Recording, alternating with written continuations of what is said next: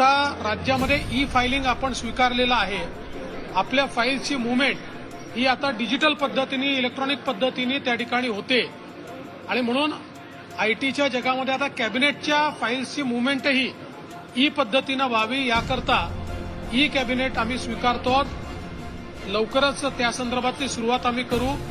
सुरुवातीला जोपर्यंत मंत्र्यांना त्याची सवय होत नाही तोपर्यंत काही काळ ई कॅबिनेट सोबत पेपर कॅबिनेट देखील राहील, पण हळूहळू पेपर कॅबिनेट पूर्णपणे बंद होईल आणि ई कॅबिनेटच आम्ही स्वीकारू. मंत्रालयातली गर्दी कमी करण्यापेक्षा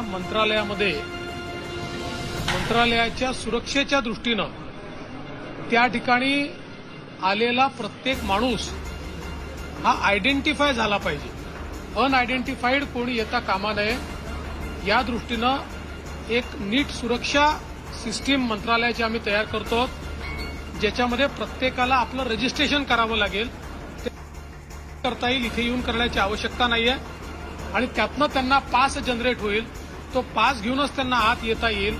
जाताना तो पास त्यांना वापस करावा लागेल. त्यामुळे कोण व्यक्ती किती वेळ कुठे आहे, म्हणजे बरेच वेळा लोक असं म्हणतात की मंत्रालयामध्ये दलाल फिरतात, तर अशा प्रकारचे कोणी आहेत का जे रोज येतात आणि इथेच थांबतात, याची माहिती ही या माध्यमातून निश्चितपणे मिळणार आहे. त्यामुळे एक चांगली सुरक्षेची सिस्टीम ही मंत्रालयामध्ये आम्ही उभी करतो. मंत्रालयामध्ये येणारे 70% तक्रारी या जिल्हा स्तरावर सुटण्यासारख्या असतात, पण तिथे सुटत नाही म्हणून लोक मंत्रालयापर्यंत येतात. त्यामुळे त्याही संदर्भात एक रोबस्ट ग्रीव्हान्स रिड्रेसल सिस्टीम आम्ही तयार करतो की जेणेकरून जिल्हा स्तराच्या तक्रारी जिल्ह्यातच सोडवल्या गेल्या पाहिजेत. लोकांना त्या तक्रारी घेऊन मंत्रालयात येण्याची आवश्यकता पडू नये.